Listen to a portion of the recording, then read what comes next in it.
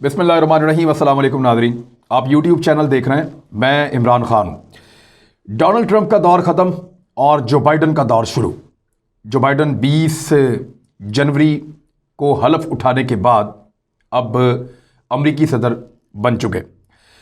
जो बाइडन ने बड़ी अहम चीज़ें जो हैं वो अनाउंस की थी सदर बनने से पहले। 5 बहुत बड़ी चीज़ें जो उनके वादे थे कि ये मैं करूँगा, और अब सदर बनने से पहले जो अनाउंसमेंट आई, जो उनके chief of staff Ron Klain ने जो क्लेम किया, जो उन्होंने कहा कि जो बाइडन ये वो चीज़ें हैं जो अब करने जा रहा है, और वो बहुत बड़ी बड़ी चीज़ें मुसलमानों के लिए बहुत अच्छा है उसमें कुछ, और कुछ फैसले अमेरिकन के लिए बहुत अच्छे हैं। ये सारा कुछ मैं आपको बताऊंगा, और जो लोग अमेरिका जाना चाहते हैं या अमेरिका में रहते हैं उनके लिए भी बड़ी बात है। ये सारी चीज़ें आपके सामने रखते हैं, लेकिन पहले जरा जो बाइडन को आप समझें ये बंदा कौन है। जो बाइडन एक इंतहाई बुजुर्ग आदमी है, 78 साल उसकी उम्र है। ये पाकिस्तान में लोग 60 साल की उम्र में रिटायर हो जाते हैं, तो रिटायरमेंट के 18 साल के बाद अगर आप इसको ऐसे देखें तो वो अमेरिका का सदर बनने जा रहा है। यानी वो एक नया सफ़र शुरू कर रहा है उस वक्त जब पाकिस्तान में लोग रिटायरमेंट के बाद 18 साल गुजार चुके होते हैं। एवरेज लाइफ जो है लोगों की वो 60 से 70 साल है, लेकिन वो 78 साल की उम्र में अमरीकी सदर बनने जा रहा है। अमरीकी तारीख का सबसे ज़ईफ सदर है, सबसे बूढ़ा आदमी है जो अमेरिका का सदर बना है। इसका जो तारीख पैदाइश है वो 20 नवंबर 1942 है। जब इसने इंतखाबात लड़े तो 77 साल का था, अब जब सदर का हलफ उठाया तो 78 साल का है। इसकी सेहत के हवाले से कुछ तहफ़्फ़ुज़ात ज़रूर होंगे अमरीकी इदारों को, अमरीकी हुकूमत को, क्योंकि बहुत बुजुर्ग आदमी है। पेंसिल्वेनिया का रहने वाला है। 50 साल पहले इसने डेमोक्रेट पार्टी जो है उसके अंदर शमूलियत इख्तियार की थी, तो ये 50 साल पहले ये मशहूर होना शुरू हुआ अपनी पार्टी में। बहुत पुराना आदमी है। यानी अगर ये कहा जाए कि डेमोक्रेट्स में अगर पुराने तरीन लोग हैं तो उनमें एक ये जो बाइडन है। और 1972 में इसने अपना पहला इलेक्शन सेनेट का लड़ा था। बड़ा मुश्किल इलेक्शन था, लेकिन वो इलेक्शन इसने जीत लिया था।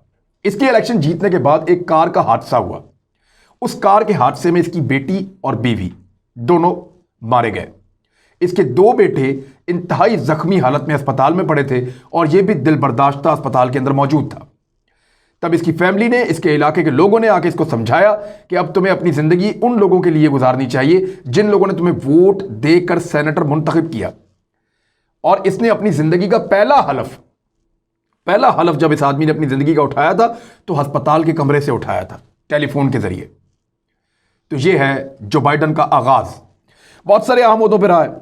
ये 3 दहाइयों तक सेनेटर रहा अमेरिका का, और फॉरेन अफेयर्स की कमेटी का चेयरमैन रहा, जुडिशल कमेटी का चेयरमैन रहा, और बहुत सारी मरतबा इसने मईशत के मैदान में अपनी खिदमात सर अंजाम दी।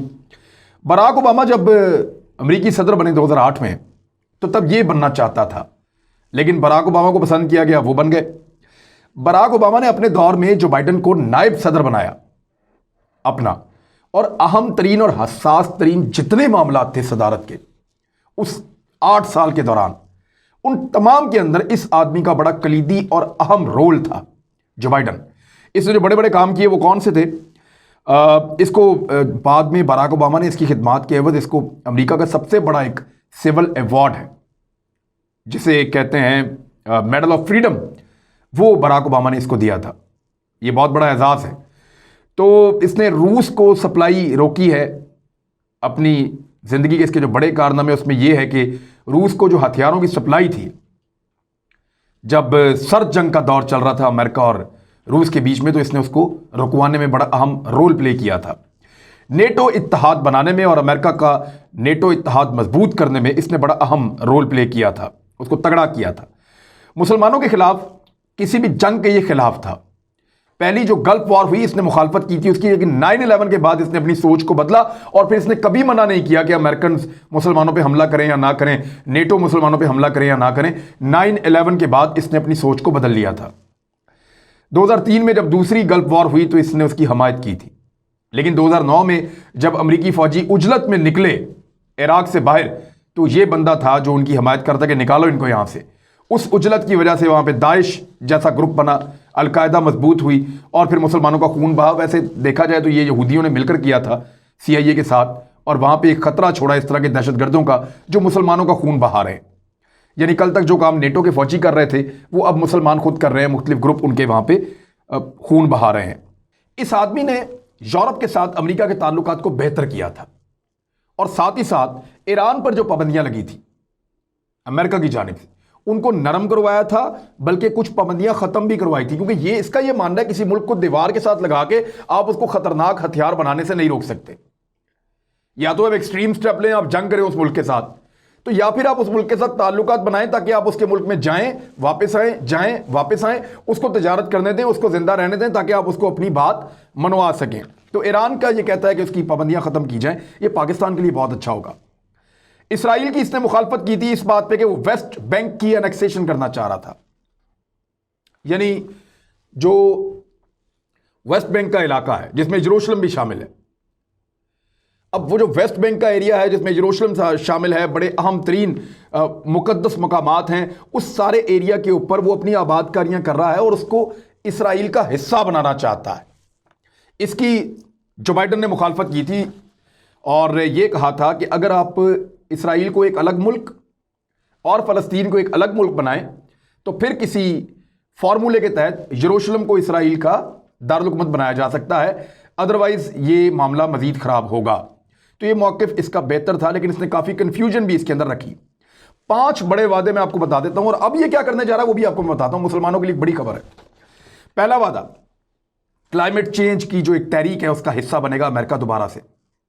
दूसरा वादा, हेल्थ केयर का बहुत ज़्यादा काम होने वाला है अमेरिका में, कोरोना में बहुत मार पड़ी है, उस मामले को ठीक करना है, बहुत बड़े फंड देने, बड़ी इस्लाहात करनी है।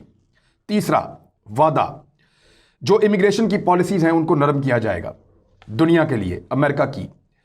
चौथा वादा, नस्ल परस्ती का खात्मा किया जाएगा। जैसे जॉर्ज फ्लॉयड को मारा तो पूरे अमेरिका में आग लग गई, यानी काले जो हैं या स्याफाम अमरीकी जो है उनके ऊपर जुल्म होता है, दीगर लोगों पे होता है, तो वो कहते हैं जी मुसलमानों के साथ होता है, तो वो कहते हैं जी ये नस्ल परस्ती का खात्मा हमने करना है। पांचवा, ये इंटरनेशनल लीडरशिप एंड ट्रेड, वो कहते हैं ट्रेड को ज्यादा करेंगे और दुनिया के साथ ताल्लुकात को बेहतर करेंगे। अमेरिका को वो इज्जत, वो स्टेटस वापस दिलवाना है कि दुनिया ये तस्लीम करे कि दुनिया को अमेरिका लीड कर रहा है। डोनाल्ड ट्रंप के दौर में शक और शुबहात पैदा हो गए थे कि ये तो अमेरिका नहीं है जो दुनिया को लीड कर रहा था, ट्रंप तो वो आदमी नहीं है जो दुनिया को लीड कर सके।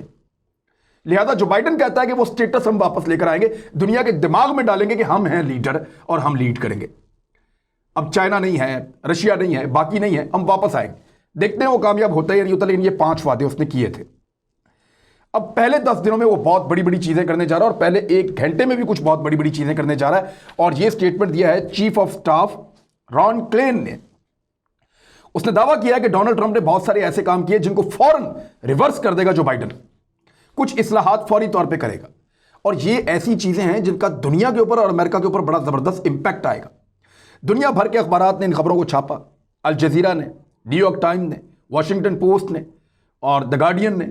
इसके अलावा इसको इसराइल के अखबारात ने छापा, हिंदुस्तान टाइम्स ने इसको छापा, BBC, CNN, फॉक्स, तमाम खबरें जो है इसको छाप रही। उसमें उन्होंने ये कहा कि पहली जो चीज करने जा रहा है, ये अब गौर कीजिएगा, जो पहली चीज अब वो कर रहा है जो बाइडन, वो ये है कि कई मुसलमान मुल्कों पर इमिग्रेशन का एक बैन लगाया था डोनाल्ड ट्रंप ने 2017 में सदर बनने के फौरन बाद। वो बैन खत्म कर देगा जो बाइडन। पॉलिसी तब्दील, कौन कौन से मुल्क हैं? ईरान है, इराक, लीबिया, सोमालिया, सूडान, शाम और यमन। इसमें कुछ पाबंदियां उन्होंने इसलिए लगाई कि उन मुल्कों में लोगों को उन्होंने बहुत मारा है।